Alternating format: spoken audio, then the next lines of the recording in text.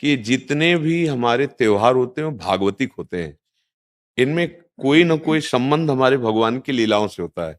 जैसे ये दीपावली है, तो अवध में भगवान श्री रामचंद्र जी, तो ये उत्सव मनाया गया है। दीप, संपूर्ण अयोध्या दीप से प्रकाशित है। भगवान श्री राम 14 वर्ष वनवास के बाद अवध में जो है विराजमान हो रहे चक्रवर्ती सम्राट पद पे। तो ये अब इसे हम घर घर, हमें लगता है पूरे भारत में मनती होगी। सद्भावना तो है, पर हमको ये समझना पड़ेगा कि जैसे हम दीपावली उत्सव में जुआ आदि खेलने लगते हैं, लोग नहीं खेलने लगते कि भाई साल भर तो हम नहीं खेलते, पर दीपावली को तो खेलें। क्यों भाई? कहाँ लिखा हुआ है कि आप दीपावली को वो अपराध करें जिसमें कलयुग का वास रहता है, जिसमें बड़े बड़े धर्मात्माओं की भारी भारी विपत्तियां आए। धर्मराज युधिष्ठिर, महाराज नल, दमयंती, बड़े बड़े पावन चरित्र हैं महापुरुषों के। क्यों? द्यूत कीड़ा में कलयुग का निवास है।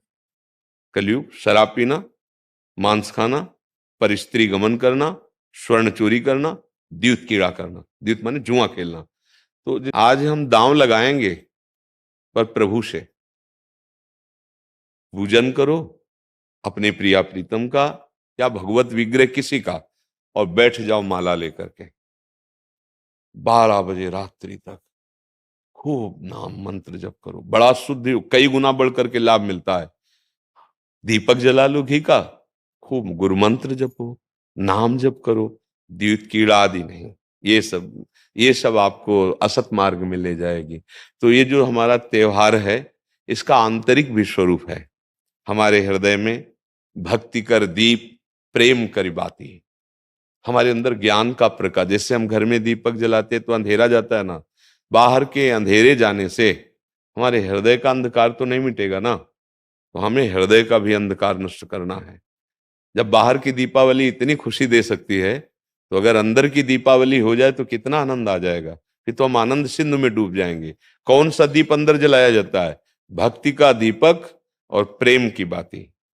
अगर भक्ति का दीपक, प्रेम की बाती हो जाए तो उस प्रकाश जो प्रकट होता है उसे ज्ञान कहते हैं। उस ज्ञान से ये जितनी भी चिंता, शोक, दुख, मृत्यु आदि का भय है, ये सब नष्ट हो जाएगा।